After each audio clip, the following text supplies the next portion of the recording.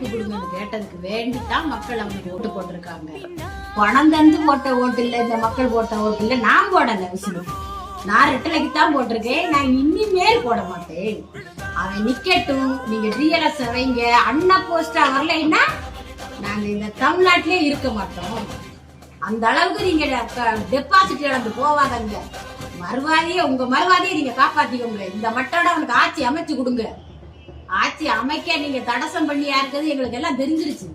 எங்களுக்கு அரசியல்னா என்னன்னே தெரியாத அளவுக்கு எங்க விஜய் வந்ததுடனே அரசியலை என்னன்னு தெரியப்படுத்திட்டாங்க. இவங்க இப்படித்தான் இருக்காங்க. உங்களை பத்தி நாங்க ஃபுல்லும் நம்பணும். அம்மா ஜெயலலிதா அம்மாவை நம்பினது போல உங்க 2 பேரையும் நம்பித்தானே நாங்க இருந்தோம்.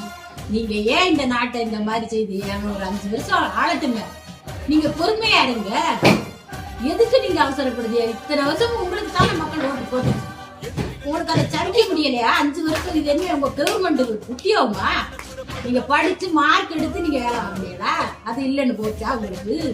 மக்கள் ஓட்ட ஓட்டுக்கு நீங்க யாரு? நாங்க ஓட்டு போட போய் தானே நீங்க மந்திரி